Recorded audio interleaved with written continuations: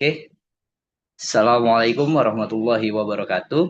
Selamat pagi untuk teman-teman kita semua. Semoga Allah senantiasa dalam rahmatan dari Allah dan berikan kesehatan lahir maupun batin.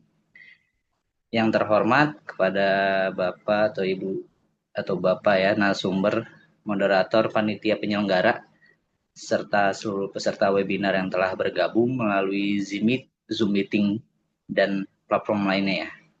Segala puji bagi Allah Subhanahu wa taala, Tuhan semesta alam, atas rahmat, taufik dan hidayahnya pada hari ini kita diberikan kesempatan untuk berkumpul secara virtual guna mengikuti webinar. Salawat serta salam senantiasa kita curahkan kepada junjungan kita Nabi Muhammad SAW beserta keluarganya, sahabat dan seluruh umatnya yang setia mengikuti sunnah beliau sehingga akhir zaman. Hadirin sekalian, webinar ini diselenggarakan sebagai bentuk ikhtiar kita dalam menambah ilmu, memperluas wawasan, serta mengambil manfaat dari para ahli yang telah berkenan berbagi ilmu pada kesempatan yang berbahagia ini. Semoga ilmu yang disampaikan hari ini menjadi amal jariah bagi para pemateri dan bermanfaat bagi kita semua. Sebelum memasuki acara inti, izinkan saya menyampaikan beberapa informasi teknis. Mohon seluruh peserta untuk mute mikrofon agar acara berjalan tertib. Yang ketiga, yang kedua, sertifikat akan diberikan bagi peserta yang mengikuti webinar hingga selesai. Yang ketiga, pertanyaan dapat disampaikan melalui kolom chat atau fitur Q&A. Baik, untuk membuka kegiatan pada hari ini, marilah kita bersama-sama kita awali dengan membaca doa agar seluruh rangkaian acara berjalan dengan lancar dan penuh keberkahan. Kita doa masing-masing. Oke, selesai. Terima kasih. Selanjutnya masuki acara utama. Kami persilakan kepada Pak Gali untuk pemandu jalannya webinar. Ya, terima kasih saudara moderator dan rekan-rekan sekalian yang sudah menyempatkan waktunya untuk ikut webinar pada pagi hari ini terkait tentang kupas tuntas Undang-Undang Yayasan, batasan, larangan, dan pertanggungjawaban hukum terkait organ yayasan itu sendiri. Mengapa tema ini kita pilih pada webinar pada pagi hari ini? Pertama, kita melihat praktek di lapangan yang sangat jauh sekali dari aturan-aturan yang ada, sehingga Yayasan Edukasi Insan Mulia secara tergerak hatinya untuk ingin mengembalikan kembali bahwa praktek yang ada selama ini di lapangan ternyata keliru loh gitu. Sehingga kita harus lihat nih aturannya apa sih sebenarnya? Apakah memang ada problem yang inti seperti apakah para yayasan itu tidak mengerti atau tidak mengetahui atau memang ada permasalahan lain yang sehingga aturan-aturan yang sudah ditetapkan oleh pemerintah akhirnya dilanggar oleh para penyelenggara yayasan. Seperti itu. Sehingga akhirnya Yayasan Edukasi Insan Mulia ingin memberikan satu edukasi kepada masyarakat, kepada lembaga yayasan bahwa ayo kita kembali yuk kepada peraturan yang sudah ditetapkan oleh pemerintah. Seperti itu. Kira-kira itu prolog dari saya. Mungkin kita bisa langsung mulai aja. Saya share screen dulu.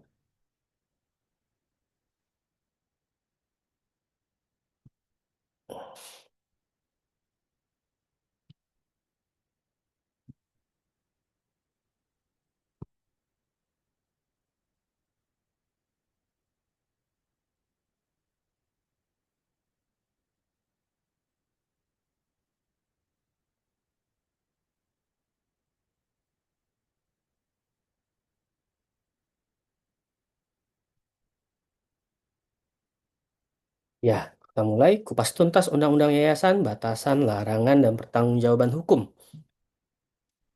Pertama, sebelum kita masuk ke dalam pembahasan, kita harus tahu nih, kira-kira lahirnya Undang-Undang Yayasan ini seperti apa sih? Ada filosofisnya, ada sosiologisnya, ada landasan yuridisnya. Jadi dalam pembuatan peraturan perundang-undangan, pemerintah antara pemerintah pusat atau yang biasa kita sebut dengan eksekutif dengan legislatif, dia harus memuat satu naskah akademik yaitu alasan-alasan ihwal kegentingan. Kenapa undang-undang ini perlu kita terapkan atau perlu kita buat seperti itu. Di sini saya bawakan ada tiga landasan hukum. Pertama secara landasan filosofis, dan landasan sosiologis, dan landasan yuridis. Secara landasan filosofis, pembentukan undang-undang yayasan dilatar belakangi untuk kebutuhan yang mengembalikan hakikat dan nilai dasar yayasan sebagai peranata sosial yang menjunjung tinggi amanah, keikhlasan, kepentingan publik, yang pada akhirnya hakikatnya ditujukan untuk mewujudkan kemaslahatan dalam bidang sosial. Karena pada tahun itu, sebelum adanya undang-undang ini lahir, di era sebelum kita reformasi, yayasan itu dipakai untuk memanfaatkan kekayaan pribadi pemilik yayasan. Jadi fungsinya yayasan beralih fungsi seperti itu. Karena tidak ada peraturan yang mengatur, sehingga yayasan banyak sekali tuh. Prakteknya itu menyimpang dari kenapa yayasan itu dibuat. Lalu yang kedua soal landasan sosiologis. Lahirnya Undang-Undang Yayasan merupakan respon terhadap berbagai persoalan yang timbul di masyarakat akibat ketiadaan regulasi yang jelas. Ya, tadi kita sudah sempat di awal katakan, tidak ada peraturan yang mengatur tentang undang-undang yayasan, sehingga kalau kita ingat ya, di era pemerintahan Presiden Soeharto itu beliau punya yayasan tuh banyak. Nah, proyek-proyek pemerintah itu biasanya diambil sama yayasan-yayasan di bawah naungan beliau. Entah di yayasan di bawah naungan Pak Soeharto langsung atau di yayasan di bawah naungan Ibu Tin. Lalu dalam aturan sosiologisnya, nggak hanya apa ya, yayasannya nggak hanya mengambil kekayaan untuk kepentingan pribadi, tapi ada konflik-konflik lain di dalam internal yayasan itu sendiri, antara pengurus, antara pembina, ini saling apa namanya, saling konflik. Dan ini sering terjadi, bukan hanya dulu, sampai sekarang pun masih sering terjadi konflik itu. Jadi mengapa perlu kita memahami aturan ini secara komprehensif? Kita harus tahu nih batasan kita sebagai organ yayasan, pengurus itu batasannya mana, pembina itu batasannya sampai mana. Oh, pembina yang paling pertama seharusnya ya, dari pembina, pengurus, dan pengawas. Sehingga ketika kita tahu mana batasan-batasannya, kita bisa menjalankan fungsi yayasan secara baik dan benar sesuai dengan aturan yang sudah ada. Lalu secara landasan yuridis, pembentukan undang-undang yayasan didorong oleh adanya kekosongan hukum. Tadi ya, karena tidak ada aturan sama sekali. Sehingga perlu adanya peraturan khusus dan lahirlah undang-undang yayasan. Kita lanjut. Nah, di sini ada beberapa dasar hukum undang-undang yayasan.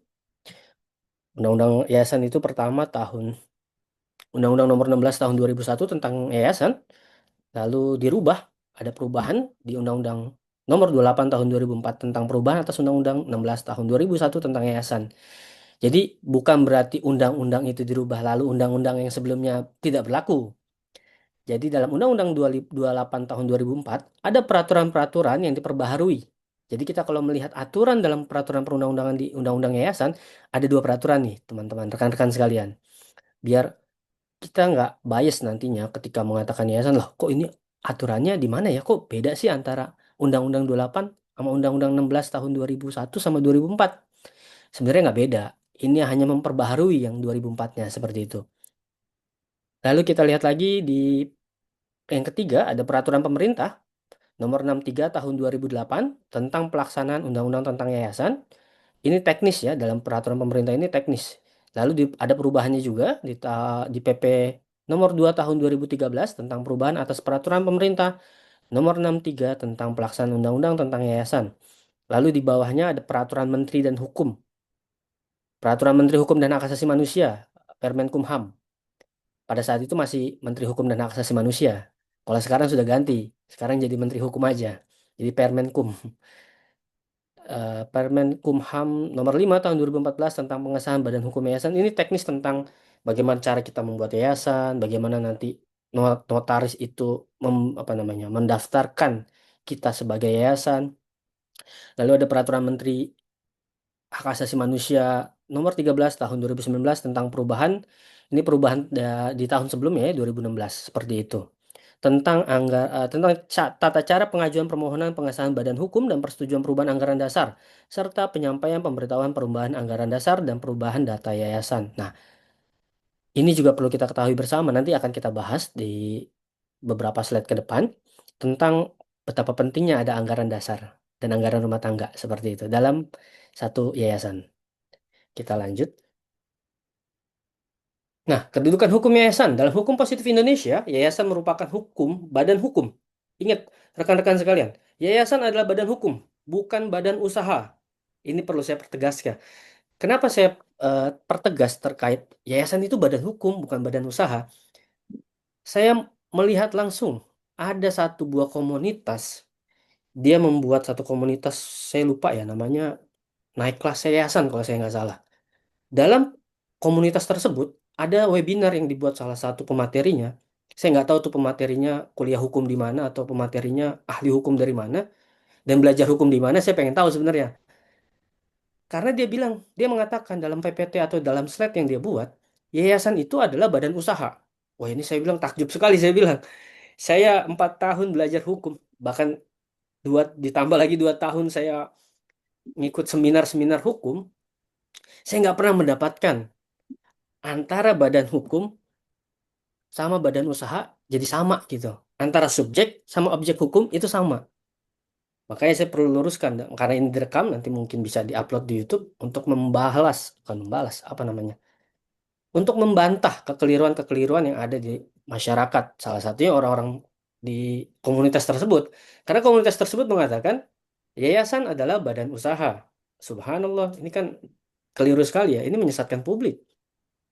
Lalu bahkan pemateri tersebut dengan mudahnya mengganti norma yang ada dalam peraturan di UMKM. Jadi yayasan diklasifikasi sama dia, dijadikan salah satu aturan. Jadi normanya dirubah padahal peraturan tersebut membahas UMKM, bukan membahas yayasan. Jadi dia bilang ada yayasan menengah, ada yayasan kecil, ada yayasan atas kayak gitu. Yang tidak ada sama sekali dasar hukumnya, sama sekali tidak ada dasar hukumnya. Seperti itu. Makanya di sini saya tekankan, yayasan adalah badan hukum yang terdiri atas kekayaan yang dipisahkan dan diperuntukkan untuk mencapai tujuan tertentu. Tujuannya ada tiga, bidang sosial, keagamaan, dan kemanusiaan. Dan tidak mempunyai anggota. Ingat, yayasan bukan anggota, tapi dia organ yang nanti baru ada di dalam organ tersebut. Dari ketentuan ini, ada makna badan hukum pada yayasan mencakup beberapa aspek. Di sini ada 4 aspek, rekan-rekan sekalian. Yayasan sebagai subjek hukum mandiri. Dia subjek hukum, bukan objek hukum. Seperti itu. Itu yang harus difahami sama rekan-rekan sekalian. Agar tidak keliru nantinya dalam menjalankan yayasan. Sebagai badan hukum, yayasan memiliki status subjek hukum yang berdiri sendiri, yang terpisah dari para pendiri, pengurus, pembina, maupun pengawas. Yayasan punya konsekuensi hukum. Ketika yayasan ini memiliki satu permasalahan hukum, dia bisa melakukan apa namanya praktek atau dia bisa di peradilan beracara seperti itu karena ada sengketa hukum misalnya. Apabila ada sengketa hukum perdata atau pidana nantinya, yayasan bisa hadir di situ karena dia subjek hukum bukan objek hukum. Kedua, secara aspek pemisahan kekayaan, ciri khas badan hukum yayasan adalah kekayaannya dipisah antara kekayaan pribadi para pendirinya dan kekayaan yayasan. Ya, hampir sama seperti PT karena sama-sama badan hukum. Jadi kekayaan pribadi sama kekayaan yayasan itu tidak boleh dijadikan satu karena nanti punya konsekuensi hukum yang berbeda nantinya. Lalu yang ketiga, tidak memiliki anggota.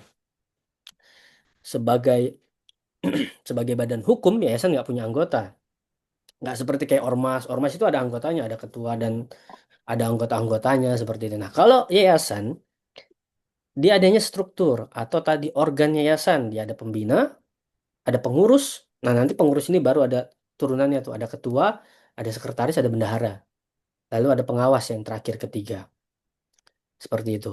Yang keempat, dia punya pertanggungjawaban hukum. Nah, ini yang sering sekali terjadi, apa ya, tidak dijalankan oleh yayasan sebagai badan hukum. Karena saya nggak tahu ya, mungkin karena tidak detail membaca undang-undang yayasan, sehingga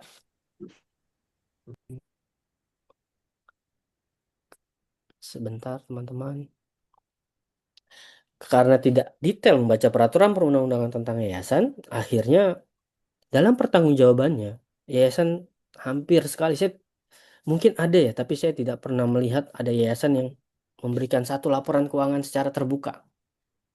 Nah, ini saya belum pernah lihat nih, seperti itu. Mungkin kalau ada rekan-rekan sekalian mungkin pernah lihat atau rekan-rekan sebagai yayasan pernah mengupload laporannya, wah itu bagus sekali. Karena itu menunjang akuntabilitas ya, transparansi kepada masyarakat. Karena tadi yayasan itu dibangun bukan untuk usaha. Yayasan itu tujuannya tiga. Dia di bidang sosial, keagamaan, dan kemanusiaan. Tujuan ini yang menjadi dasar bahwa yayasan bukan mencari keuntungan semata. Memang untuk berjalannya yayasan harus ada keuntungan. Tapi itu bukan tujuannya. Tujuannya tetap tadi, bidang sosial, keagamaan, dan kemanusiaan. Kita lanjut.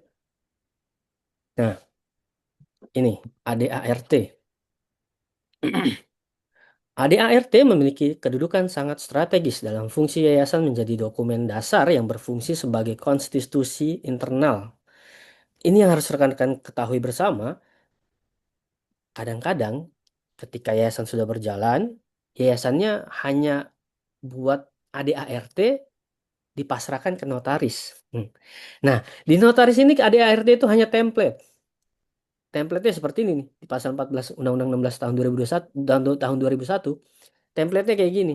Tapi nggak membicara tentang detail-detail terkait apa yang harus dijalankan pengurus, apa yang harus dijalankan pengawas, apa yang harus dijalankan pembina, bagaimana untuk mengganti pembina ketika pembinanya bermasalah, bagaimana ketika pengurus ini bermasalah, kita harus ganti. Nah, ini harus ada ADART yang mengaturnya. Jadi harus ada aturan tertulis. Nggak bisa sembarangan pembina karena punya powerful kekuasaan langsung memecat para pengurus-pengurus yayasan. Wah, ini nggak boleh, ya kan? Tadi, makanya penting kita ketahui bersama bahwa ADART dalam yayasan ini sangat penting sekali. Ibarat katanya itu adalah undang-undang dasar di dalam yayasan, seperti itu. Makanya di sini saya katakan, dia seperti konstitusi internal di dalam yayasan. Karena dia menentukan arah, menentukan tujuan, identitas, serta tata kelola lembaga yayasan itu mau dibawa kemana nih, ya kan? Dia mengatur ruang lingkup kegiatan, struktur organ yayasan. Tadi ya, seperti pembina, pengurus, dan pengawas, ini diatur oleh ADART. Sehingga yayasan ketika membuat satu ADART, jangan template dikasih ke notaris. Kalau dikasih ke notaris, template-nya cuma hanya ada ini nih. Ya, nama dan tempat kedudukan, maksud tujuan. Jadi, template aja secara umum, tapi nggak menjelaskan yang detail-detail. Hal-hal seperti ini nantinya akan membuat yayasannya sedikit bias ya dalam berjalan organisasi karena ada aturan-aturan yang tidak tertulis nanti ketika pengurus mau melakukan satu hal karena tidak ada aturan yang tertulis di dalam ADART jadi pengurusnya bisa suka-suka tuh ketua sama sekretaris dan bendahara bisa suka-suka karena tidak ada pengaturan yang jelas dalam ADART sama sebaliknya pembina oh ya saya mau jelaskan juga soal pembina karena pembina punya kekuatan powerful menurut saya rekan-rekan sekalian ketika ingin buat yayasan jangan ditaruh pembina itu cuma satu orang ini bahaya ketika pembinanya hanya satu orang karena dia punya kekuatan yang powerful dalam aturan undang-undang yayasan dia bisa mengganti pengawas dan pengurus sehingga untuk menjaga atau check and balance antara posisi pembina dia harus ada anggota jadi pembina nggak bisa hanya sendiri ketika pembina sendiri pada prakteknya di lapangan wah itu luar biasa. Nanti ketika yayasan sudah jalan, sudah maju, biasanya pengurusnya nih diganti-ganti nanti tuh sama pembinanya. Karena menghalangi konflik-konflik yang ada. Atau dia punya konflik dengan para pengurusnya, dia pecat-pecatin tuh para pengurusnya. Padahal ini nggak boleh. Makanya tadi saya katakan, inilah fungsi pentingnya ADART. Tidak boleh sembarangan dia memecat pengurus atau memecat pengawas. Seperti itu. ADART adalah pedoman legalitas, pengesahan, penyelesaian konflik internal. Jadi dia bisa menyelesaikan konflik internal. Sehingga bukan hanya dokumen administratif. Ini yang sering kita pahami. Kalau ADART itu kayak administratif aja lah, ya kan? Yang penting ada nanti setelah akta notaris sudah sah, ada nih ADART yang enggak. Rekan-rekan sekalian masih ingat gak? FPI. Kenapa FPI dibubarkan? Sebenarnya bukan dibubarkan. Istilah pemerintah itu bukan dibubarkan. Istilah pemerintah itu nggak diperpanjang izinnya karena di dalam ADART-nya ada hal-hal yang melanggar Pancasila. Wah ini pinternya Prof. Mahfud MD ya pada saat itu ya. Karena waktu itu ramai kalau dengan istilah pembubaran atau dibubarkan pasti ramai nanti ya kayak HTI pada saat itu. Nanti bisa di apa namanya diajukan gugatan ke PT UN. Tapi pemerintah pada saat itu yang Menko Polhukamnya Profesor Mahfud MD dengan istilah baru dia mengatakan kita nggak membubarkan FPI, tapi kita nggak memperpanjang izinnya. Jadi Mendagri, Menteri Dalam Negeri pada saat itu Tito Karnavian ya, itu tidak memperpanjang izinnya karena tadi alasannya ada hal-hal di dalam ADART Front Pembela Islam organisasi tersebut melanggar Pancasila sehingga tidak diperpanjang tuh. Jadi penting sekali kita memahami ADART ini secara komprehensif sehingga hal-hal nanti dalam berjalannya yayasan ke depan ini bisa diatur dalam ADART. Seandainya rekan-rekan sekalian yayasan sudah berjalan, Pak, ini yayasan kita udah berjalan nih. Gimana nih kira-kira? Gak apa-apa, ajukan aja ke notaris. Nanti cari notaris, minta untuk apa namanya, didetailkan hal-hal yang harus didetailkan. Hal-hal yang harus diatur di dalam ADART yang tadi tidak mengatur di dalam ADART sebelumnya. Untuk apa? Untuk tadi pengurus dan pengawas punya jalan agar tidak sembarangan. Karena nanti punya konsekuensi hukum, Pak. Ketika pengawas keliru misalnya, itu nanti kita bahas lah di akhir ya, di slide akhir tuh antara pertanggungjawaban hukum nanti ada tuh soal ketika pengurus itu atau pengawas dalam menjalankan praktek atau usaha yang dijalankan yayasan ternyata rugi. Nah, siapa yang akan ganti rugi? Kira-kira gitu. Nah, dalam Undang-Undang 14, dalam Undang-Undang 16 tahun 2001 pada pasal 14, anggaran dasar itu sekurang-kurangnya dia harus memuat ini ya, ada di poin pertama ada nama, tempat kedudukan, ada maksud dan tujuan serta kegiatan untuk mencapai maksud dan tujuan tersebut. Yang ketiga ada jangka waktu pendirian. Keempat ada jumlah kekayaan awal yang dipisah dari kekayaan pribadi dan bentuk uang atau benda. Yang kelima cara memperoleh dan penggunaan kekayaan. Nah, ini juga penting sekali diatur nih. Ini kadang-kadang yayasan, Masya Allah, prakteknya sering sekali abai soal bagaimana cara penggunaan kekayaan yayasan. Yang keenam, tata cara pengangkatan, pemberhentian, dan penggantian anggota, pembina, pengurus, dan pengawas. Yang ketujuh ada hak dan kewajiban anggota pembina, pengurus, dan pengawas. Yang kedelapan ada tata cara penyelenggaraan rapat organ yayasan. Yang kelima, ketentuan mengenai perubahan anggaran dasar. Terus penggabungan dan pembubaran yayasan ini juga penting ya. Nanti di Undang-Undang Yayasan itu ada bagaimana cara pembubaran yayasan. Dan yang terakhir, penggunaan kekayaan sisa likuidasi atau penyaluran kekayaan yayasan setelah pembubaran. Kita lanjut slide selanjutnya.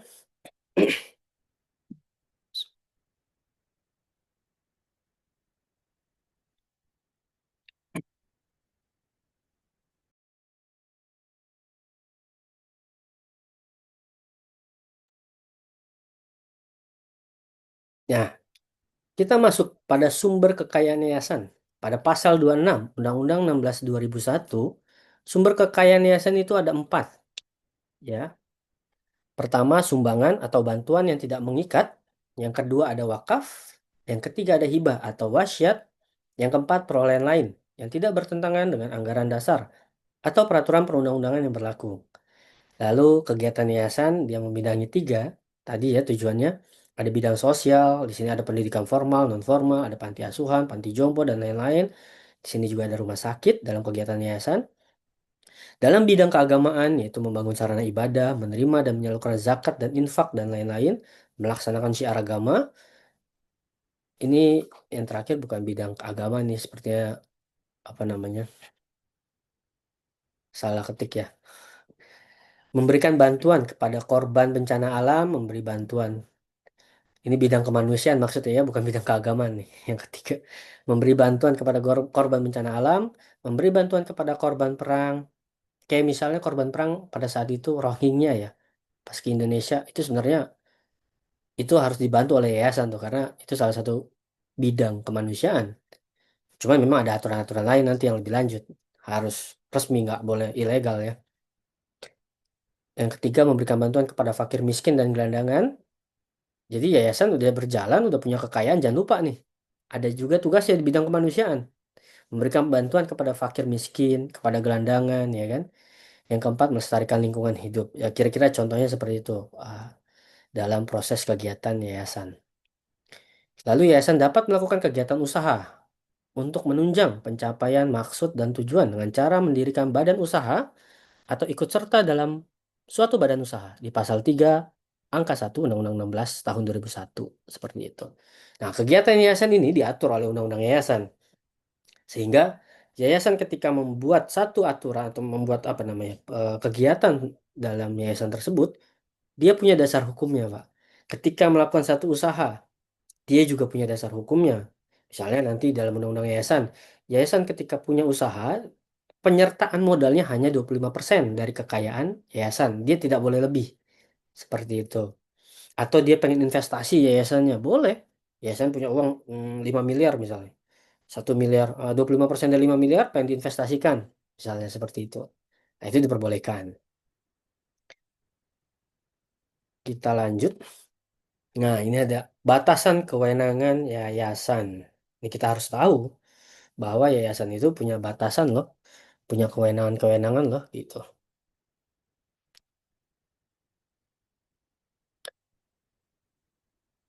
Dalam dasar hukum kewenangan pembina sebagai yang powerful ya, pembina ini. Pertama, pembina itu punya kewenangannya di mana sih? Dia memiliki atau memuat keputusan mengenai perubahan anggaran dasar. Jadi, anggaran dasar dalam satu yayasan itu bisa diajukan oleh pembina langsung untuk diajukan perubahan, tapi harus ada rapat ya nantinya. Lalu pengangkatan dan pemberhentian anggota pengurus dan anggota pengawas. Tadi di awal ya saya katakan pembina jangan hanya satu orang. Ketika pembina hanya satu orang, dia nanti punya subjektivitas yang kira-kira ketika dia konflik sama pengurus atau pengawas, dia dengan mudah bisa pecat kan? Kecuali nanti di ADART dirumuskan lagi nih. Dalam misalnya memberhentikan pengurus atau pengawas yayasan, harus A, B, C, D, E, F, G, wah, misalnya kayak gitu. Jadi pembinanya juga nggak powerful secara umum gitu. Powerfulnya ketika ada kesepakatan bersama.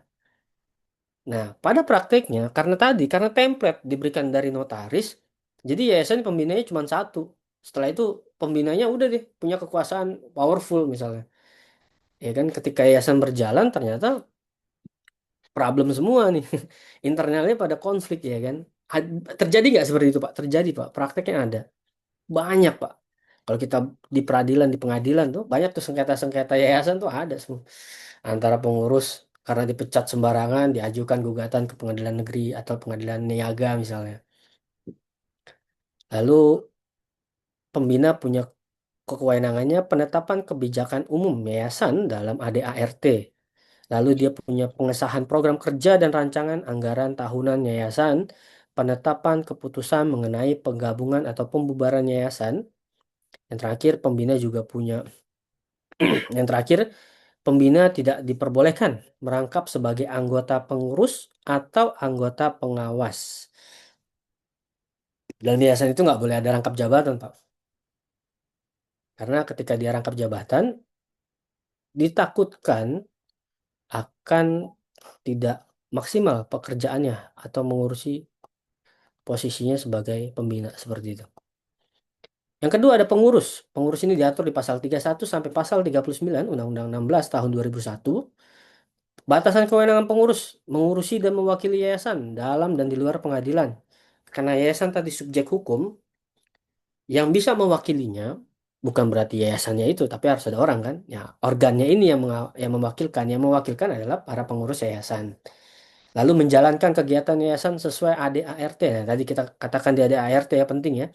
Karena dalam proses berjalannya yayasan, pengurus ini dasar hukumnya menjalankan kegiatan yayasan itu di ADART. Makanya dalam ADART penting sekali para pengurus yayasan atau pembina, pengurus dan pengawas yayasan memuat satu aturan-aturan yang jelas untuk berjalannya yayasan seperti itu. Lalu yang ketiga mengelola harta dan program yayasan. Yang keempat membuat rencana kerja dan anggaran tahunan, menjalankan ketertiban administrasi, akuntansi, dan dokumentasi. Lalu yang keenam, menandatangani laporan keuangan dan laporan tahunan, serta melaporkan ya, ini mungkin kurang dimasukin. Lalu menunjuk pihak lain untuk menjalankan tugas tertentu. Nah, dalam proses yayasan, ketua yayasan punya kewenangan tuh untuk menentukan nih. program yayasan seperti ini. Nah, nanti yang ada di bagian itu si fulan bisa seperti itu. Contoh, yayasannya bikin satu unit sekolah. Nanti dia harus ada kepala sekolah, harus ada wakil kepala sekolah, ada kurikulum, lalu ada guru-guru. Nah, nanti ini yayasan, pengurus yayasan lah yang menunjuk atau menetapkan seperti itu. Bukan pembina. Pembina hanya apa ya? Mengetahui atau menyetujui aja seperti itu. Tapi yang menunjuk pengurus. Jadi kita harus tahu nih batasan kewenangannya sampai mana aja nih. Pembina kewenangannya di mana, pengurus kewenangannya di mana, pengawas kewenangannya di mana. Jangan sampai pembina mengambil kewenangan dari pengurus atau sebaliknya, pengawas mengambil kewenangan dari pengurus atau sebaliknya, pengurus mengambil kewenangan dari pengawas. Selanjutnya pengawas mempunyai kewenangan di pasal 40 sampai pasal 47 Undang-Undang Yayasan yang mengawasi kebijakan dan jalannya kegiatan yayasan, memberikan nasihat kepada para pengurus. Yang ketiga, mengawasi agar pengurus bertindak sesuai ADART. Jadi pengawas juga punya powerful juga nih. Dia punya power untuk mengingatkan para pengurus untuk mengurusi kegiatan yayasan secara baik dan benar. Harus sesuai aturan, tidak boleh melanggar aturan. Kayak gitu. Lalu memeriksa laporan triwulanan atau tahunan yayasan. Jadi harus ada laporan ya. Yayasan itu harus punya laporan. Jangan sampai yayasan berjalan-jalan yang nggak punya laporan.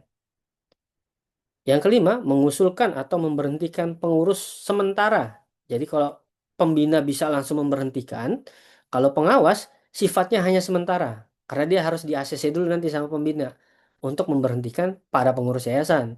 Ketika sudah terbukti bahwa para pengurus yayasan melakukan satu kesalahan atau melakukan beberapa kesalahan yang fatal sehingga harus diberhentikan secara tidak hormat atau secara hormat.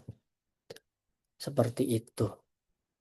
Ini kira-kira batasan kewenangan dari yayasan, organ yayasan. Nah, ini menarik nih. Kita masuk pada larangan yayasan. Saya mau katakan kepada rekan-rekan sekalian bahwa dalam menjalankan yayasan, kita harus lihat aturan yang ada. Kita harus pakai hati nurani kita. Ini loh aturannya. Jadi jangan sampai kita dalam menjalankan yayasan tidak mengikuti aturan yang ada seperti di awal. Yayasan itu tujuannya apa sih? Fungsinya buat sosial, masyarakat, dan keagamaan. Bukan mencari keuntungan buat kekayaan pribadi yayasan atau personal pengurus yayasan, pembina atau pengawas. Tidak. Tapi prakteknya kita bisa lihat secara langsung dan tidak langsung. Yayasan-yayasan yang memiliki satu kegiatan di bidang pendidikan misalnya, sekolah. Kita lihat yayasannya Masya Allah nantinya. Kita nggak tahu laporan keuangannya. Kita nggak pernah dikasih tahu bagaimana yayasan ini berjalan. Padahal dalam undang-undang yayasan boleh, wajib loh diberikan laporan. Dan harus diumumkan bahkan dalam undang-undang. Misal lagi dalam bidang keagamaan, yayasannya punya punya unit usaha radio misalnya, ya kan? Masjidnya gede, ya kan? Kita nggak pernah tahu tuh yayasan laporan keuangannya. Misalnya kita buka websitenya, ternyata laporan keuangannya nggak ada. Ada bantuan, buka donasi sampai bermiliar-miliar. Yang dilaporin di websitenya cuma foto-foto, lagi nyerahin ini, nyerahin itu. Subhanallah, ini melanggar undang-undang yayasan, Pak. Kalau kita laporkan bisa nggak? Bisa, tapi kan kita nggak mau melaporkan. Nanti saya akan buat contoh bagaimana pertanggungjawaban hukum yayasan ketika dia melakukan satu kesalahan atau melakukan penggelapan dana yayasan. Jadi hati-hati rekan-rekan sekalian sebagai pengurus yayasan, sebagai pembina yayasan, atau sebagai pengawas yayasan, apabila yayasannya sudah memiliki kekayaan yang banyak, hati-hati jangan tergiur, Pak. Karena itu bukan hak kita, itu bukan uang kita. Kita lanjut ya. Larangan yayasan ada 4 di sini saya bawakan. Pertama, larangan pembagian keuntungan. Ini nggak boleh. Pembagian keuntungan yayasan ya. Pada pasal 3 angka 2, Undang-Undang 16 tahun 2001, yayasan tidak boleh membagikan hasil kegiatan usaha kepada para pembina, pengurus, dan pengawas. Catat tuh, walaupun ini di garis bawah ini, ditebelin tuh fontnya.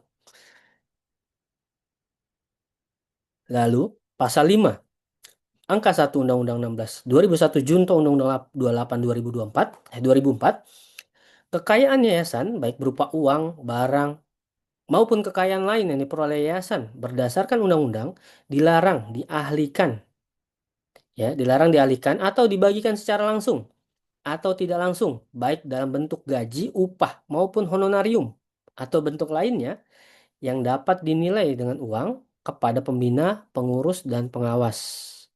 Nggak boleh sama sekali, Pak. Di angka duanya ada pengecualian. Pengecualian ini untuk siapa? Atas ketentuan sebagaimana dimaksud pada ayat 1 dapat ditentukan dalam anggaran dasar yayasan bahwa pengurus dalam undang-undang yayasan yang boleh menerima uang yayasan hanya pengurus yayasan. Catat nih, pengurus, pembina, pengawas, haram. Nggak boleh sama sekali. Dasar hukumnya mana? Ini undang-undang yayasan, Pak. Jelas, ya. Undang-Undang 28 tahun 2004. Tadi kita lanjut. Bahwa yang boleh diberikan gaji, bahwa pengurus menerima gaji upah dan atau honorarium dalam hal pengurusan yayasan. Jadi yayasan ini dia karena mengurusi yayasan, jadi dia dibolehkan. Tapi honorariumnya juga harus hal yang wajar, bukan hal yang tidak wajar. Nah, nanti saya bawa contoh tuh. Ketika honorariumnya nggak wajar, apakah nanti bisa dipidana? Bisa. Jadi hati-hati rekan-rekan sekalian. Bahaya sekali nih. Ini bukan uang kita. Ini amanah. Allah titipkan amanah, uang banyak, ya kan? Tapi dikelola tidak baik dan tidak benar. Bahaya. Pertanggungjawaban kita bukan cuma di dunia. Di dunia bisa dipenjara, Pak. Di akhirat, wah lebih bahaya lagi nanti. Subhanallah. Ngeri, Pak. Kayak gitu. Nah, dalam hal kepengurusan yayasan yang boleh diberikan honorarium, gaji, dan upah, pertama, bukan pendiri yayasan atau dia tidak terafiliasi dengan pendiri, pembina, atau pengawas. Yang kedua, melaksanakan kepengurusan yayasan secara langsung dan penuh, ya. Jadi benar-benar dia di lapangan itu terjun langsung. I bahasa bahasa ininya apa ya? Kerja lah, benar-benar tuh para pengurusnya gitu kan.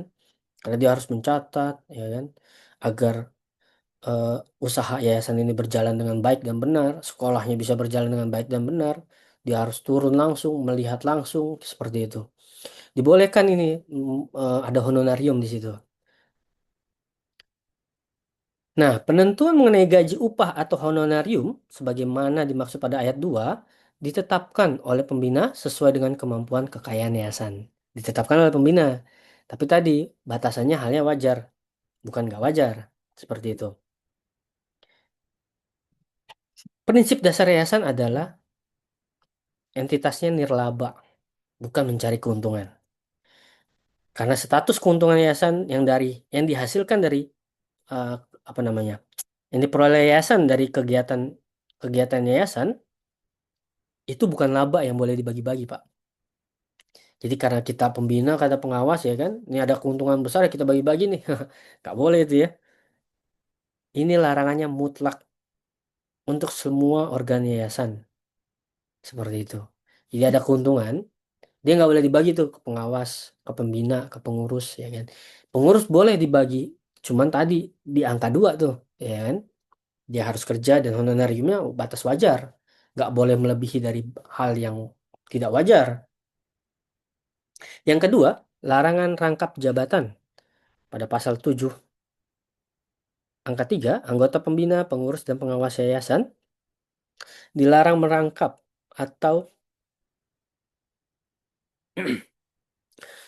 pembina, pengurus, dan pengawas yayasan, pembina, pengurus, dan pengawas dilarang merangkap sebagai anggota direksi. Ini kalau yayasan punya usaha ya, sebagai anggota direksi atau pengurus atau dewan komisaris atau pengawas dari badan usaha sebagaimana dimaksud dalam ayat 1 dan ayat 2. Jadi kalau kita baca Undang-Undang Yayasan pasal 7 itu ada penjelasannya tuh. Nah, para pengurus yayasan, pembina dan pengawas, dia nggak boleh merangkap jabatan. Saya ambil contoh misalnya, karena kita bidang pendidikan, yayasannya punya sekolah nih, ya kan? Ada pembinanya, ada ketua, ada sekretaris, bendahara, nanti ada pengawas. Karena berjalannya sekolah tersebut, tiba-tiba pembinanya jadi kepala sekolah. Boleh nggak, rekan-rekan sekalian? Nggak boleh sama sekali nih. Larangannya mana dasar hukumnya? Dasar hukumnya pasal 7 ayat 3. Tiba-tiba eh, ketua yayasannya jadi direktur pendidikan. Ini kan ada ya istilah-istilah baru nih ya, direktur pendidikan ya. Boleh nggak sih ada istilah direktur pendidikan? Boleh-boleh aja kok. Nggak ada yang melarang, boleh.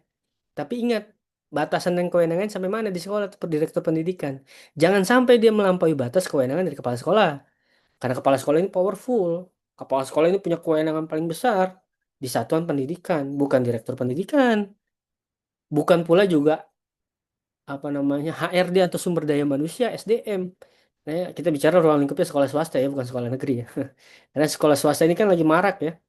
Adanya direktur pendidikan, adanya HRD, yang itu semua seakan-akan kepala sekolah tunduk di bawah kekuasaan mereka. Padahal enggak.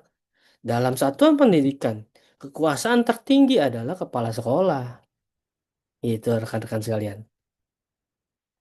Kita lanjut di poin ketiga, larangan perjanjian dengan pihak terafiliasi. Pasal 38 Undang-Undang Yayasan, pengurus dilarang mengadakan perjanjian dengan organisasi yang terafiliasi dengan yayasan atau pembina, pengurus, atau pengawas yayasan atau seseorang yang bekerja pada yayasan. Jadi nggak boleh nih kita yayasannya punya usaha, para pengurusnya ya, pembinanya punya usaha, lalu kegiatan yayasan untuk mencari keuntungan dia pakai vendornya dari pembina seperti itu. Namun, hal di atas diperbolehkan apabila tadi tidak berlaku dalam hal perjanjian tersebut yang bermanfaat bagi tercapainya maksud dan tujuan yayasan. Maksudnya seperti apa sih? Di pasal satu di angka satu yang nggak, di angka satu itu dilarang, di angka 2 itu diperbolehkan. Kok seperti itu? Penjelasannya gini, dalam pasal satu yang dilarang itu adalah ketika yayasan yang ada afiliasi para pengurusnya ini mengambil keuntungan di luar hal wajar. Misalnya gini, sekolah pengen beli ATK. Karena pembinanya punya toko ATK, akhirnya belinya ke pembina. Setelah beli ke pembina, ternyata harganya di atas harga pasar. Misalnya harga pasar satu rim ATK kertas itu satu rimnya 25.000. Pembina jualnya 50.000. Nah ini yang nggak boleh. Kalau seandainya ini kena pasal 38, larangannya ada nggak boleh. Tapi kalau seandainya beli ke pembina harganya 20.000 atau 24.000 misalnya. Ini diperbolehkan. Dasar hukumnya mana? Ayat 2. Seperti itu. Jadi jangan mencari kesempatan dalam kesempitan. Karena mentang-mentang diperbolehkan di ayat 2 ya udahlah. Langsung kita pakai satu belinya 50.000 aja gitu. Jangan yang 24.000. Nah ini yang nggak diperbolehkan karena menguntungkan satu pihak dan merugikan yayasan. Rata-rata, bukan rata-rata ya. Ada beberapa yayasan yang saya ketahui untuk mencari keuntungan pembinanya biar dapat uang, pengawasnya dapat uang, kayak gini-gini nih dia pakai.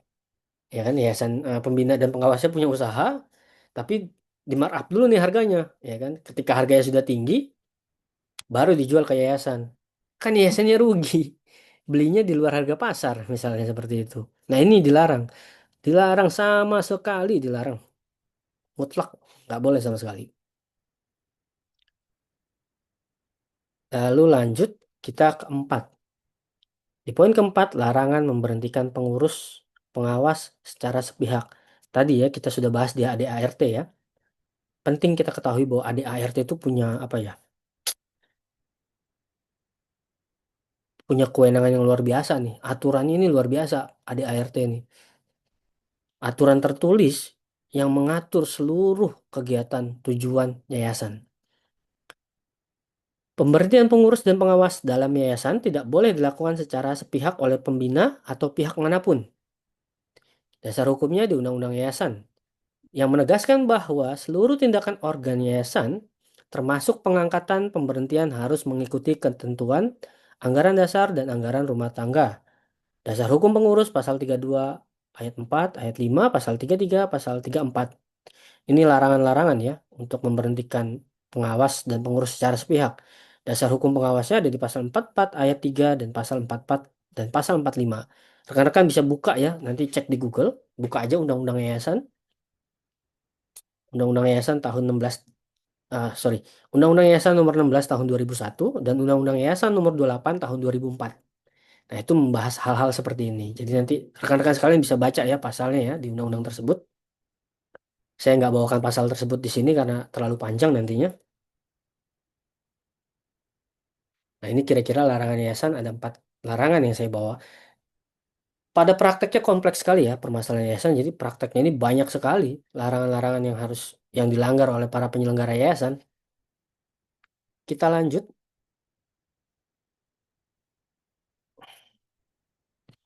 Nah, kita lanjut dalam pertanggungjawaban hukum organ yayasan.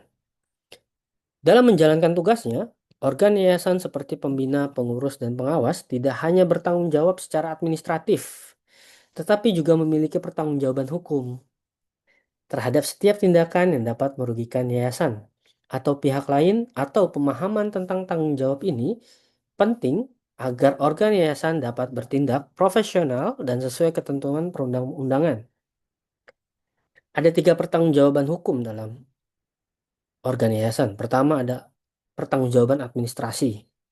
Yang kedua ada pertanggungjawaban pidana. Yang ketiga ada pertanggungjawaban hukum secara perdata.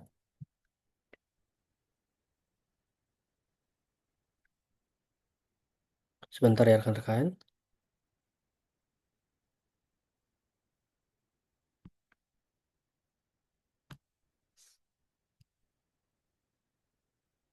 Kita lanjut. Nah, di sini saya pisahkan pertanggungjawaban secara administrasi, pertanggungjawaban secara pidana, pertanggungjawaban secara perdata.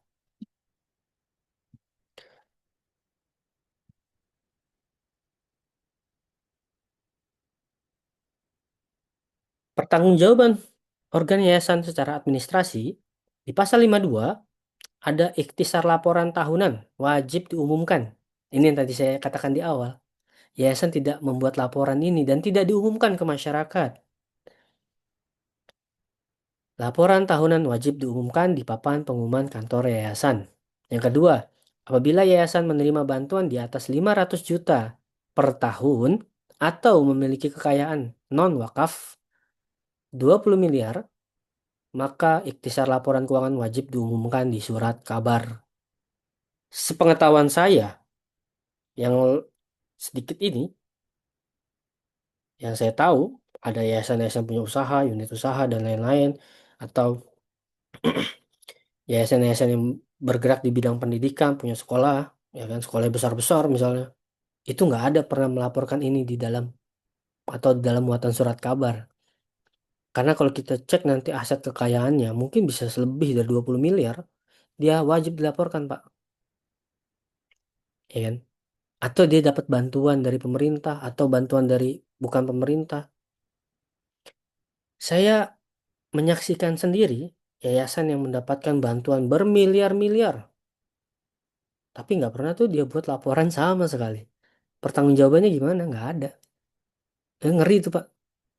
Pertanggungjawaban kita bukan cuma di dunia kok. Di akhirat kan nanti pertanggungjawaban juga tuh. Kira-kira bener nggak pengelolaan keuangannya itu?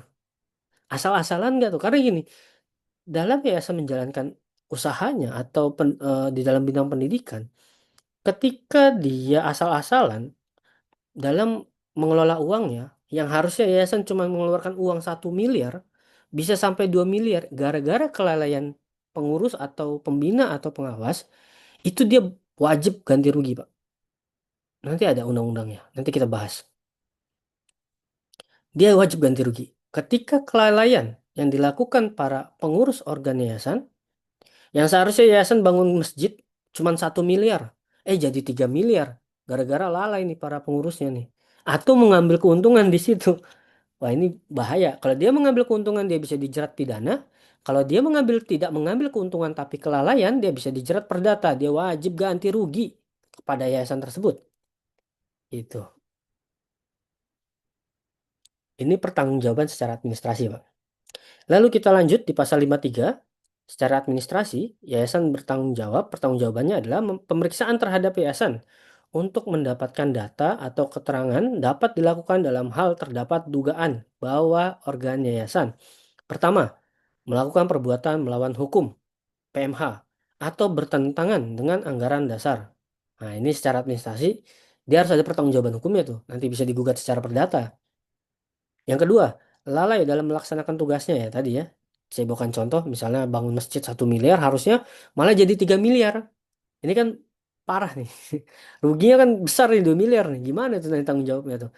Karena kelalaian atau karena dia mencari keuntungan di situ para organ yayasannya. Bahaya, Pak. Yang ketiga, melakukan perbuatan yang merugikan yayasan atau pihak ketiga atau melakukan perbuatan yang merugikan negara. Nah, ini bisa dilakukan, dilaporkan nantinya. Dasar hukumnya di pasal 53. Jadi yayasan ini bisa diperiksa nantinya.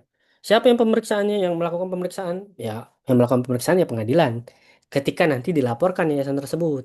Siapa yang melaporkan? Ya masyarakat. Saya, Anda bisa melaporkan. Misalnya kita tahu yayasan ABCD punya radio besar, punya masjid besar, tapi nggak pernah lapor tuh kekayaannya tuh. Nggak pernah dibuka laporan keuangannya ke masyarakat, ke publik. Bisa nggak kita laporkan? Bisa. Kita laporkan ke kejaksaan misalnya. Kita laporkan ke kepolisian misalnya. Agar transparansi, agar akuntabilitasnya bisa terlihat kan. Kira-kira bagaimana pengelolaan yayasan tersebut. Ini kita nggak tahu. Pembinanya kita nggak kenal, pengurusnya kita nggak kenal, pengawasnya juga kita nggak kenal. Tapi orang donasi terus, dia minta donasi. Bangun ini donasi, bangun itu donasi, bangun itu donasi. Kita lihat bangunannya besar. Para organisasinya kaya-kaya lagi. Boleh nggak kita curiga? Boleh, Pak. Wajib kita curiga.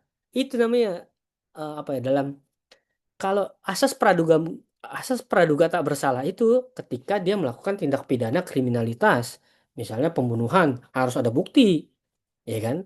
Harus ada alat buktinya, ya kan? Harus ada penyelidikan dan penyidikan.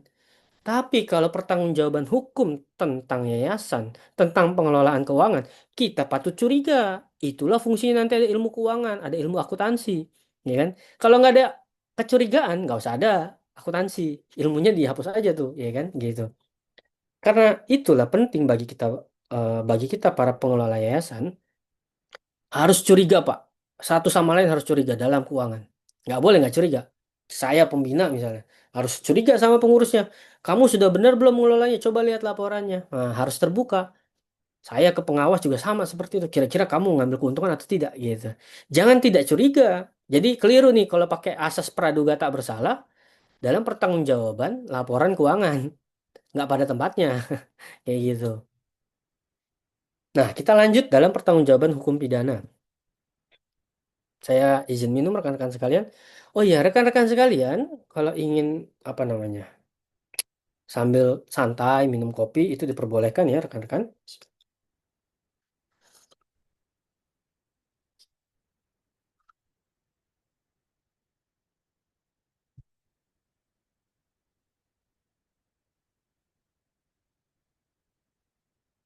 Kita lanjut dalam pertanggungjawaban hukum pidana. Dalam pasal 70,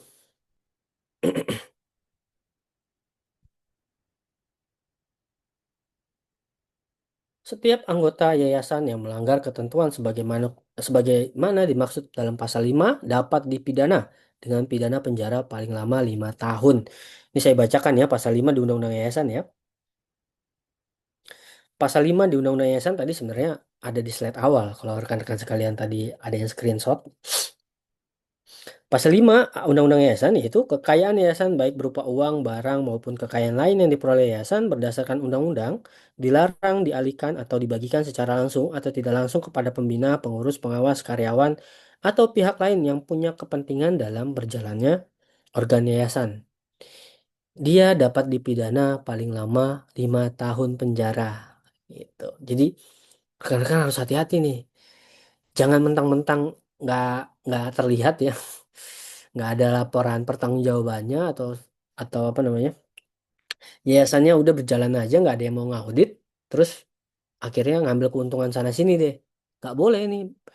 Apabila nanti yayasannya di kemudian hari melakukan kekeliruan atau ada yang melaporkan, wah ini nanti bisa kena pidana karena laporannya nggak transparan, nggak ada akuntabilitas di situ.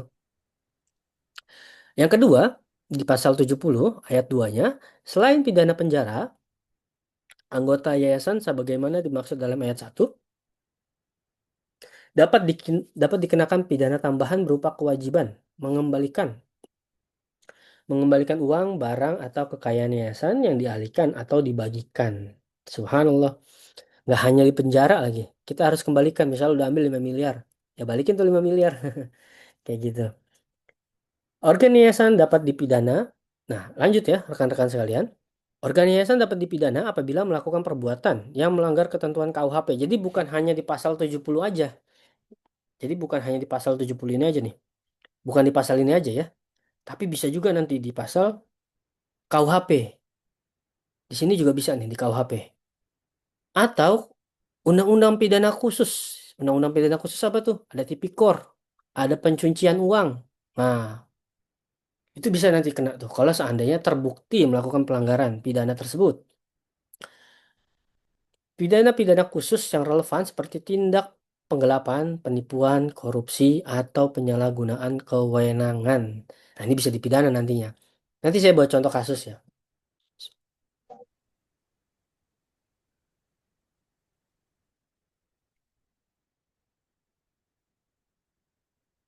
Kita lanjut, pertanggungjawaban hukum perdata. Di Undang-Undang 16 tahun 2001, ini bukan 2021 ya, ini ada kesalahan ketik ya, 2001 ini sebenarnya.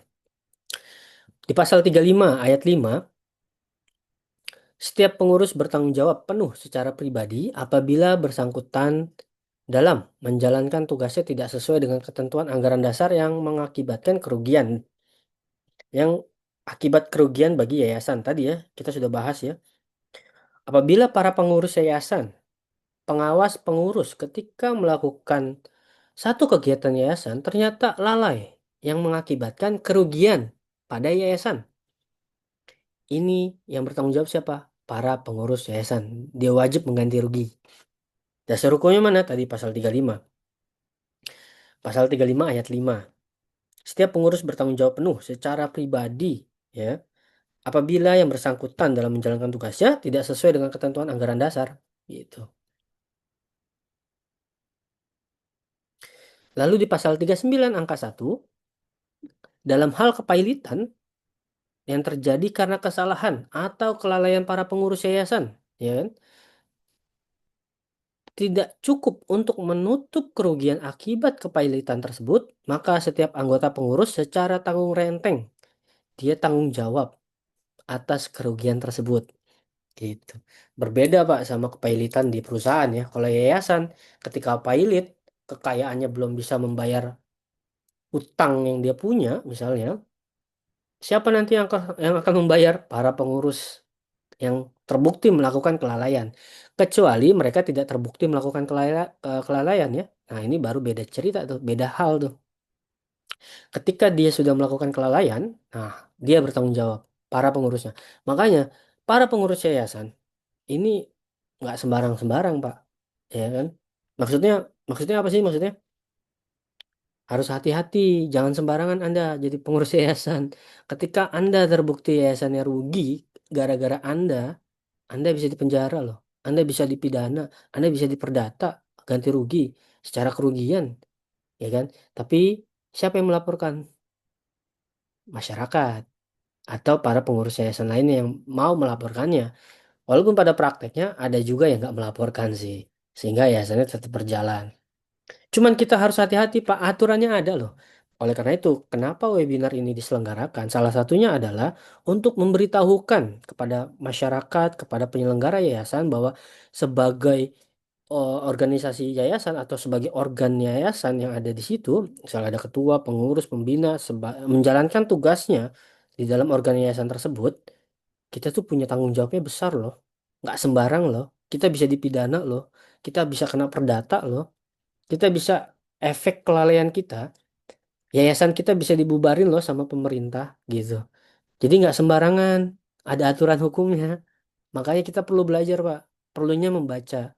Kadang-kadang saya selalu bilang ya sama beberapa rekan-rekan saya atau saudara-saudara saya, kadang-kadang nih kita nih bikin perusahaan, bikin aturan atau bikin yayasan. Kok kalau perusahaan oke lah, karena punya uang banyak ya kan nggak jadi masalah. Tapi kalau bikin yayasan, dia terikat dengan satu peraturan, Pak.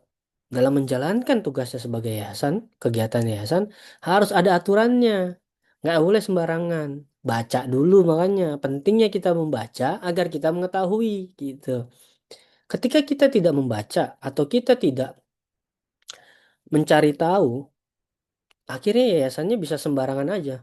Mungkin rekan-rekan sekalian di sini yang udah berjalan sebagai pengurus yayasan sering melakukan kekeliruan-kekeliruan yang ada di dalam undang-undang.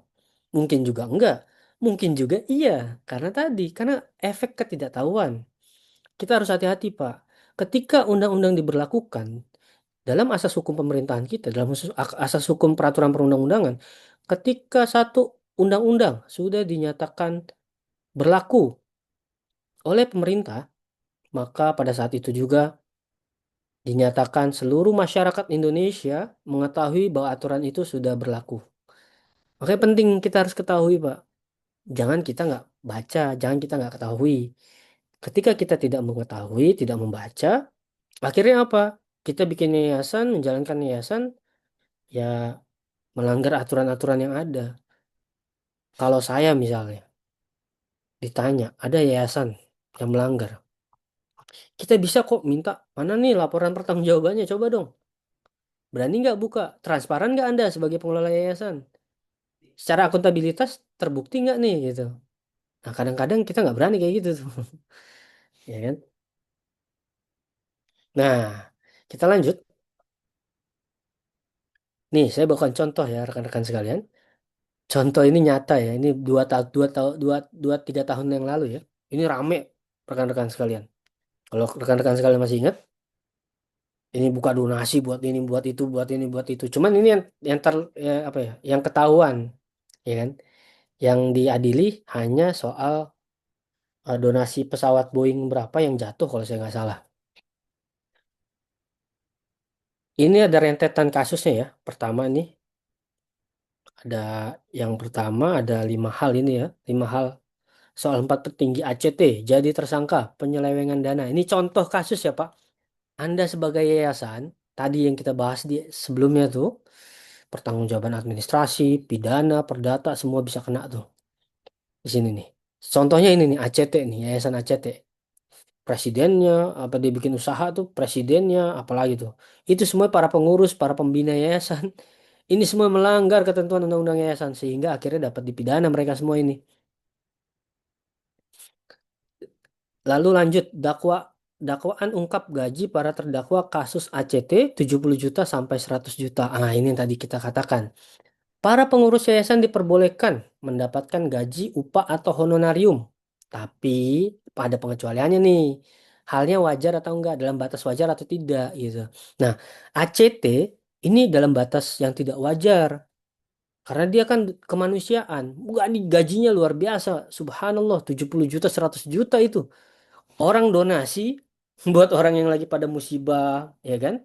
Orang donasi mereka kan buat ke mereka kan, ke orang-orang yang kena musibah. Ini harus diambil berapa persen dulu nih buat ngegaji mereka-mereka ini. Ini kan udah nggak batas wajar, ya kan? Seperti itu. Makanya kita penting harus ketahui pembinanya ketika memutuskan gaji honorarium, gaji atau upah atau honorarium bagi pengurus yang diperbolehkan menerima itu dalam batas yang wajar. Kalau 70 juta, 100 juta, ini kan nggak wajar. Orang uangnya dari donasi para masyarakat kok. Masyarakat donasi buat orang-orang yang kena musibah. Anda bisa bayangkan betapa jahatnya, betapa kejamnya, betapa tidak punya hati nurani. Di mana hati nurani kita? Mengambil uang donasi yang itu dikasih kepada orang-orang yang terkena musibah, diambil berapa persen buat menggaji kita, misalnya. Anda bayangkan tuh, Anda punya hati nurani nggak tuh? Jahatnya Anda tuh luar biasa, ya kan? Coba deh kita bayangkan. Coba kita renungkan sebagai yayasan misalnya. Ini ACT misalnya. Ini saya bawa contoh kasusnya ACT. Coba kita renungkan ya. Kita yayasan punya sekolah. Sekolahnya udah berjalan nih misalnya ya. Coba kita renungkan. Sekolahnya berjalan. Mendapatkan omset atau keuntungan laba. Sekolah itu setahun 5 atau sampai 10 miliar. Kita yayasan tiba-tiba gini nih bagi-bagi nih kayak ACT nih ya kan ada direktur pendidikan ada HRD itu semuanya orang yang ada di pembina dan pengawas misalnya yang nggak boleh menerima uang sama sekali Bahkan nggak boleh rangkap jabatan, ya kan? Tadi kita sudah bahas tuh di aturannya, larangan-larangan eh, larangan-larangan organ yayasan. Ini kita bayangkan ya, sekolah tersebut akhirnya bagi-bagi nih uang 100 juta, 100 juta digaji nih para direktur pendidikannya. Dalam sekolah tersebut ada siswa yang qadarullah, murid, dia belum bisa bayar karena orang tuanya tiba-tiba, ekonomi orang tua di sekolah itu kan macam-macam ya, ada yang usahanya lagi bangkrut, tiba-tiba nggak bisa bayar. Lalu kepala sekolahnya bikin kebijakan karena dia nggak bisa bayar, ya kan, nggak boleh ikut ujian. Subhanallah, ini melanggar undang-undang yayasan, ya kan. Coba kita masuk pada slide sebelumnya, ya. Yayasan itu buat apa fungsinya? Coba sebentar, sebentar. Ini kita buka dulu.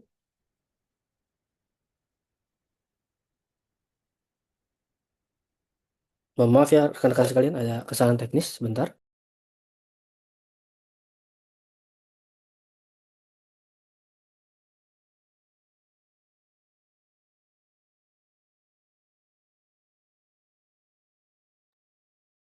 Ya, kita lanjut.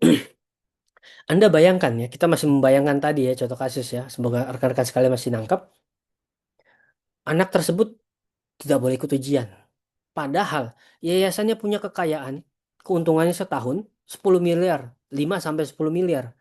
Karena untuk ngegaji para pembina dan para pengawas yayasan, akhirnya uangnya terpakai habis tuh.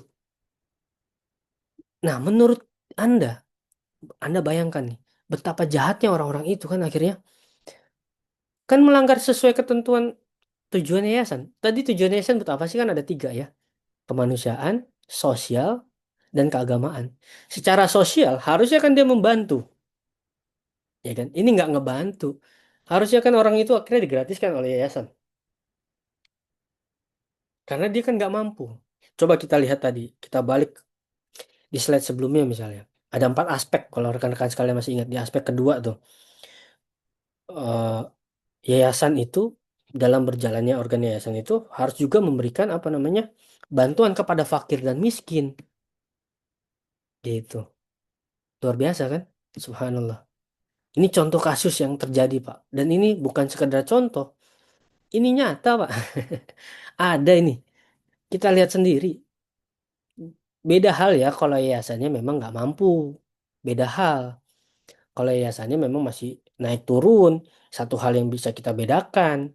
Sesuai kondisi juga. Nah, kalau kayak gitu memang harus. Orang tuanya dipaksa. Harus bayar untuk berlangsungnya kegiatan sekolah. Itu satu hal yang berbeda ya. Yang saya bahas adalah ketika yayasannya mendapatkan keuntungan yang besar, tapi dalam kebijakan di satu sekolah tersebut menyulitkan para wali murid. Bahkan ketika wali murid itu tidak mampu membayar, ya kan, dikeluarkan. Ini nggak boleh, Pak. Ini melanggar ketentuan undang-undang yayasan itu sendiri. Nah, kita lanjut nih soal contoh kasus ya kan. Yang gambar kedua nih, dakwaan di dakwaan jaksa mengungkap gaji para terdakwa itu 70 juta sampai 100 juta per bulan. Subhanallah. Luar biasa tuh. Ini orang-orang yang nggak punya hati nurani, Pak. Hati nuraninya hilang. Kalau dia usahanya perusahaan ya, biasanya punya unit usaha bengkel atau HP, masih mending. Walaupun itu melanggar aturan ya, tapi masih mending, ya kan? Karena usaha sendiri tuh. Atau dapat proyek dari pemerintah pengadaan barang misalnya tuh yayasannya, boleh nggak boleh.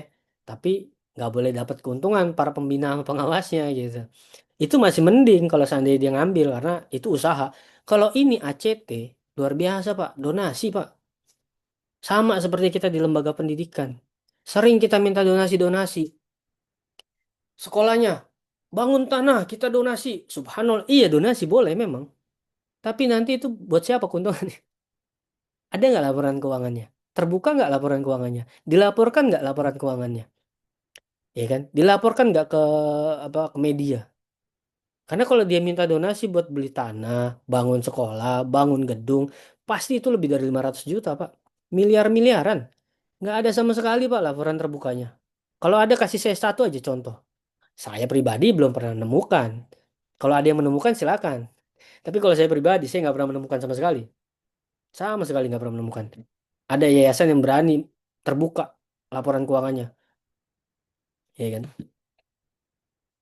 Nah, di gambar ketiga, akhirnya hakim memvonis ex-presiden ACT, Ibnu Hajar ya, 3 tahun penjara.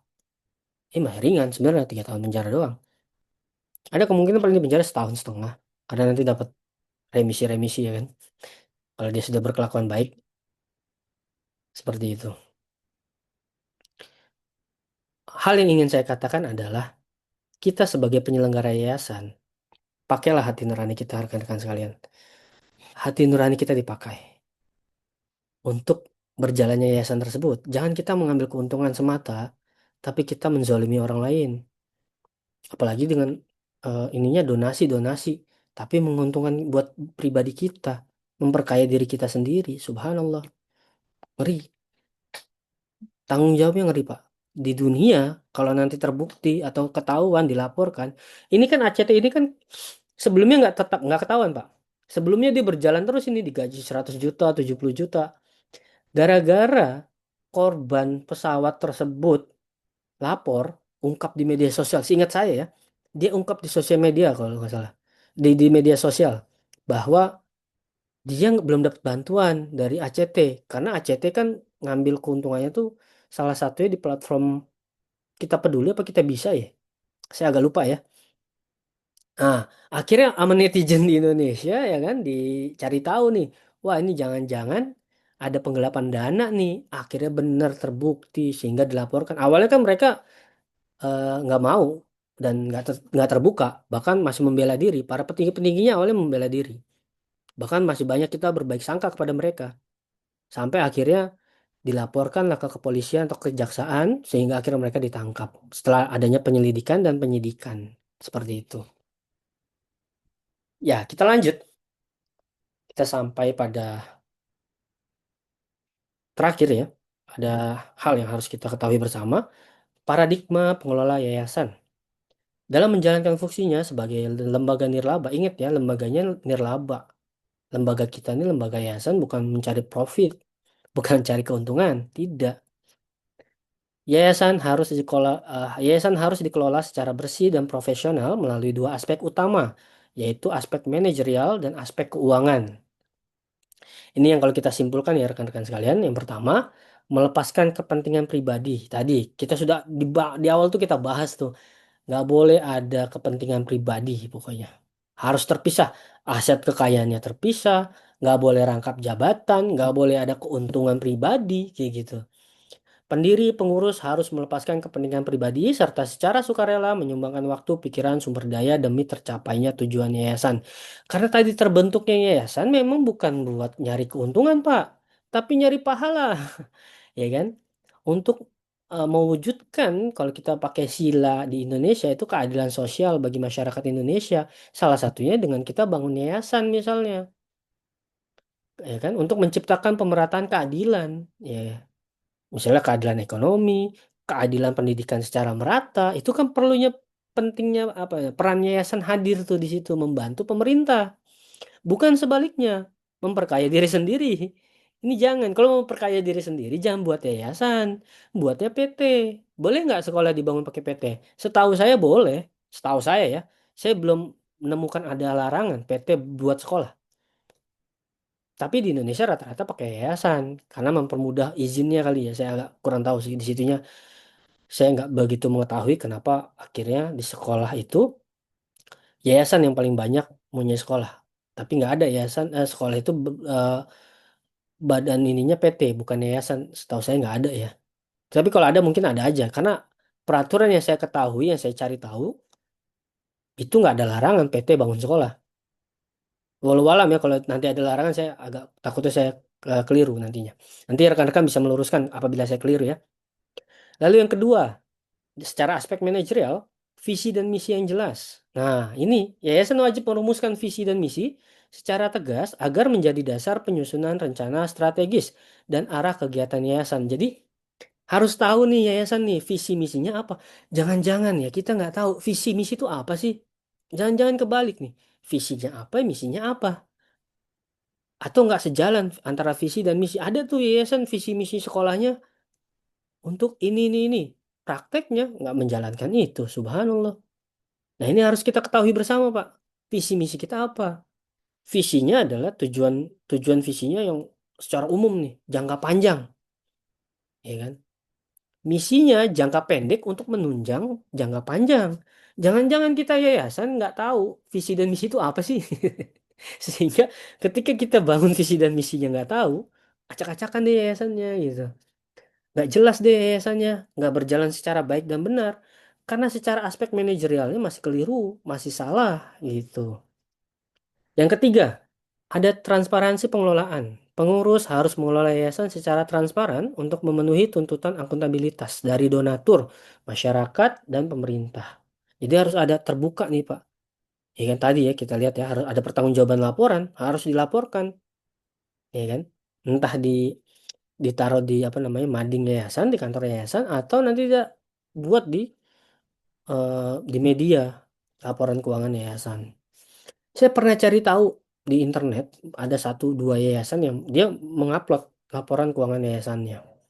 Tapi nggak tahu tuh yayasan dari mana. Entah diuploadnya secara baik dan benar, tapi dia lakukan itu. Itu menurut saya yayasannya bagus. Dia punya rasa tanggung jawab sebagai pengelola yayasan harus melaporkan kepada masyarakat gitu. Nah kita harus punya rasa itu tuh. Ya kita sering sekali nggak punya rasa itu sehingga yayasan berjalan ya nggak ada laporan, nggak pernah terbuka sama masyarakat. Harusnya kan terbuka, karena kan mereka kadang minta donasi dari masyarakat, ya kan? Seperti tadi saya selalu bawa contoh tuh. Ada salah satu yayasan, misalnya dia punya radio, punya masjid, punya ini gede, ya kan?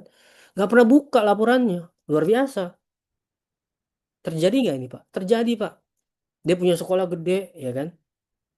Tapi nggak pernah lapor Pak. Terjadi nggak? Terjadi Pak. Prakteknya nyata.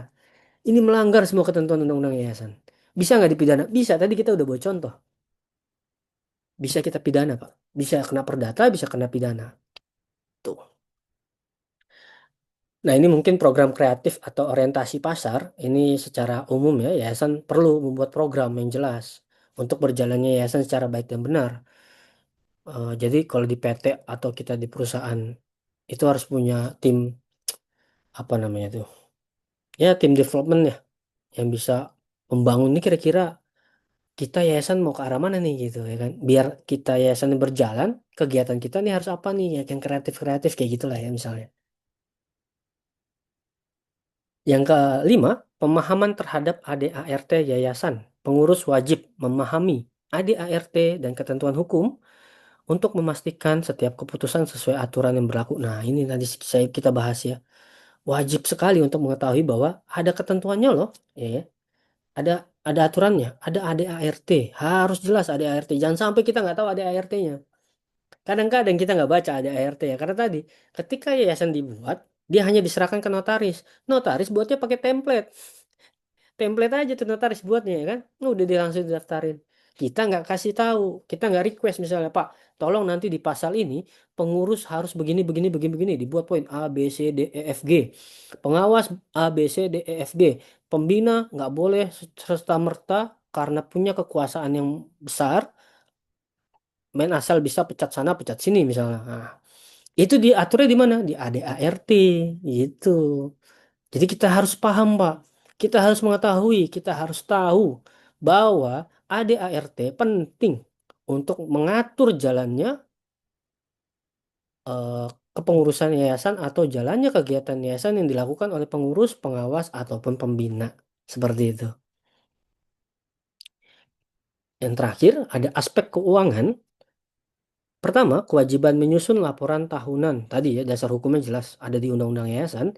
Laporan tahunan tersebut harus memuat uraian mengenai keadaan kegiatan yayasan selama 1 tahun, serta dilengkapi dengan laporan keuangan yang terdiri dari laporan posisi keuangan, laporan aktivitas, arus kas,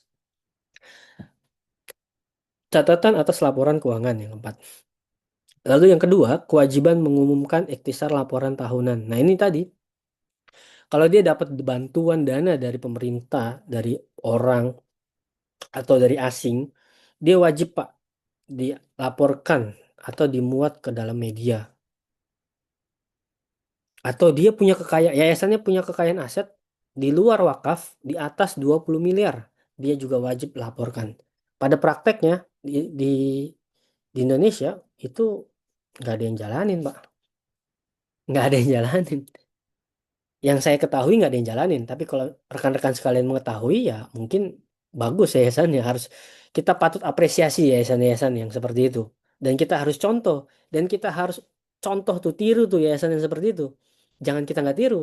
Jangan kita tiru yayasan-yayasan yang salah gitu.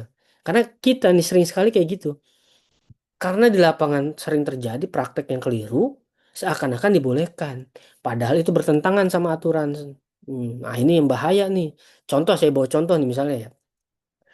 Eh, Kalau kita di bidang pendidikan nih, gampang. Kita ambil contohnya di bidang pendidikan aja ya rekan-rekan sekalian. Karena kalau di bidang usaha mungkin rekan-rekan sekalian nanti agak bingung. Di bidang pendidikan, contoh yang sering sekali terjadi adalah praktek di lapangan, pembayaran komite sekolah itu lumrah. Ya. Jadi setiap sekolah swasta atau negeri sering sekali tuh ada komite sekolah bayar 10.000 kayak 5.000. Kalau di negeri lebih mahal tuh biasanya tuh. Karena nanti kesepakatan komite katanya. Itu praktek yang menyimpang tuh sebenarnya. Itu biayanya 5.000 sampai 10.000 tuh kalau di sekolah swasta tuh. Atau 20.000 misal sebulan. Ya, pembayaran komite sekolah. Apakah praktek ini dibenarkan secara aturan undang-undang? Tidak dibenarkan. Hal tersebut dilarang. Larangannya di mana? Di Permendikbud nomor 75 tahun 2016 tentang komite sekolah. Nanti rekan-rekan sekalian bisa cari ya. Permendikbud nanti baca tuh di pasal, saya agak lupa di pasal berapanya. Tapi di situ ada pelarangan komite sekolah mengambil pungutan kepada wali murid. Ingat ya, pungutan apapun, mau pungutan ataupun sumbangan kepada wali murid untuk komite sekolah itu dilarang, tidak diperbolehkan sama sekali tidak diperbolehkan. Prakteknya di lapangan, ya kan, terjadi Pak. Minta semua tuh komite sekolah tuh. Nanti kalau kita lapor misalnya atau kita protes, Pak, bukannya nggak boleh secara aturan. Kita protes nih sama kepala sekolah ini. Ini terjadi juga nih ada yang protes sama kepala sekolah ya. Saya dapat laporan tuh. Saya diceritain tuh sama orang tuh. Ada wali murid cerita ke saya ya. Dia tanya, Pak ini gimana nih? Apa saya lapor nih. Tapi tetap berjalan komite sekolah. Saya bilang, kasih aturannya Ini aturannya ya kan. Ini dasar hukumnya. Ini nggak boleh, ini nggak boleh. Ketika diinformasikan ke pelarangan-pelarangan tersebut, kepala sekolah bilang gini, saya cari tahu, saya tanya nih sama sekolah di sana. Boleh kok di sekolah di sana menerapkan. Subhanallah, aturan yang dilarang sama pemerintah, dia jawab pakai sekolah sana menjalankan. Kan subhanallah nih, ya. Nggak boleh kayak gitu kan harusnya. Harusnya apa? Kita ada aturan, ya kita ikuti aturan. Bukan kita ikutin kata sekolah situ, sekolah anak, ya boleh jadinya. Enggak, itu bukan dasar hukum, Pak. Ingat kita negara hukum, Pak. Kita negara hukum, bukan negara kata sekolah sana sekolah sini misalnya gitu. Nah, itu kira-kira contoh ya rekan-rekan sekalian yang mudah kita pahami bahwa ketika sudah ada aturan yang tertulis, kita wajib mengikuti aturan yang tertulis, bukan mengikuti kebanyakan orang yang terjadi atau yang melakukan praktek tersebut misalnya seperti itu. Ya, lanjut ya kita soal mengumumkan laporan tahunan.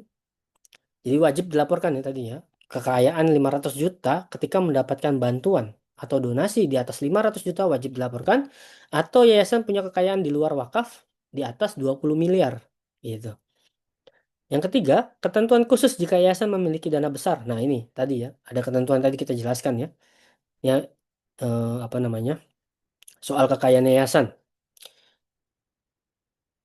Ini yang poin pertamanya, bila mendapat bantuan sudah kita bahas. Nah, pertama mengumumkan laporan tahunan di surat kabar. Yang kedua, wajib diaudit, Pak. Nah, ini tadi ini kelewat nih.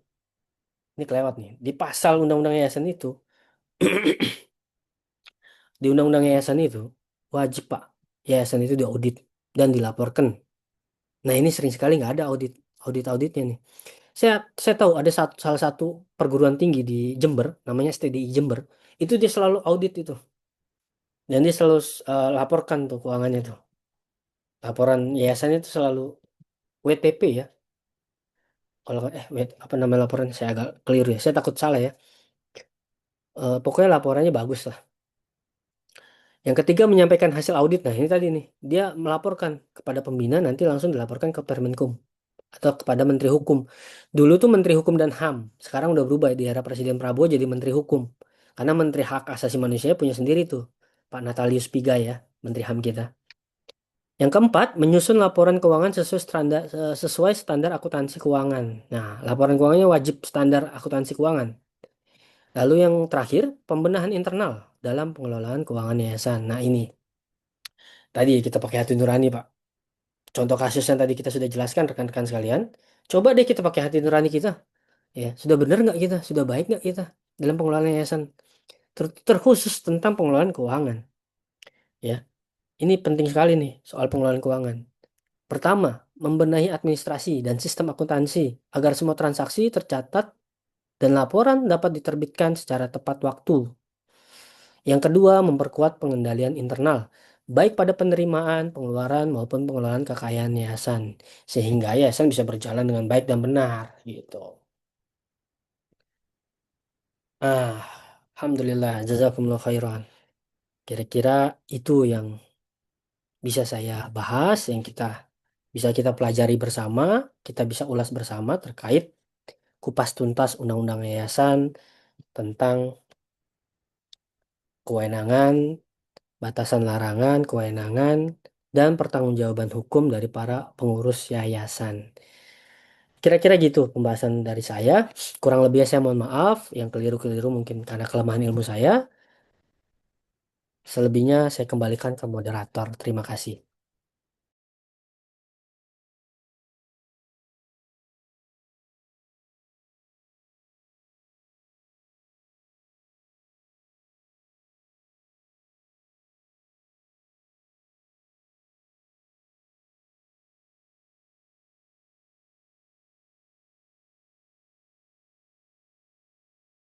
Oke, alhamdulillah.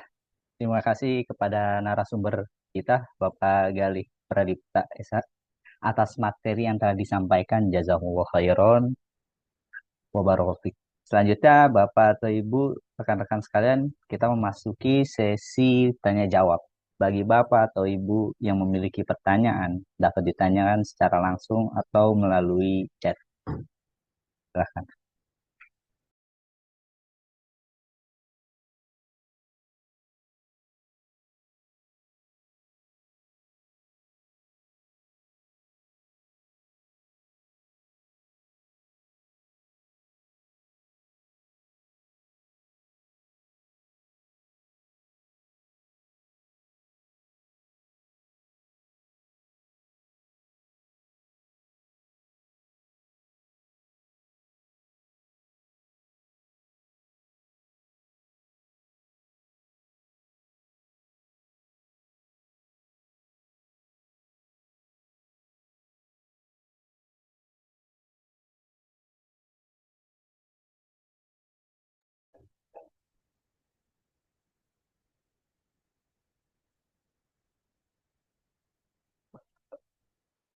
Oke, sekali lagi Bapak Ibu yang ingin bertanya bisa langsung saja atau bisa melalui chat.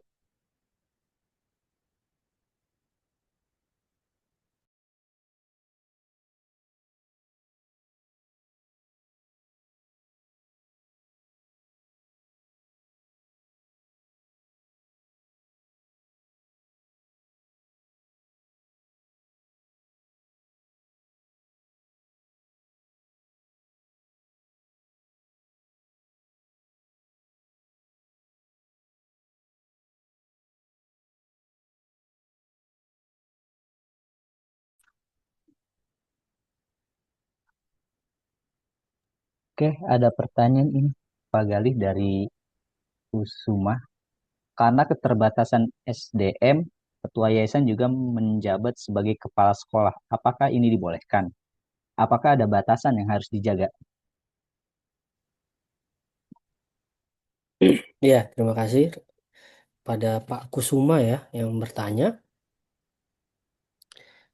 Kalau kita, Kalau mau ngejar ke sini ya, apa tuh?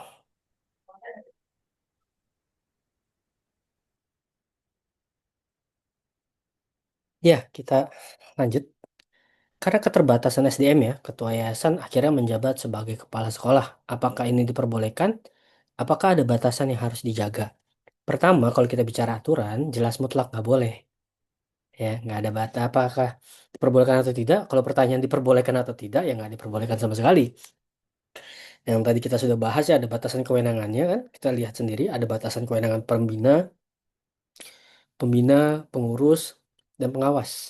Dan ada larangan dia nggak boleh rangkap jabatan. Terus karena kekurangan SDM, nah kira-kira gimana nih? Apakah ini ada batasan yang harus dijaga? Ini sangat sulit sekali ya.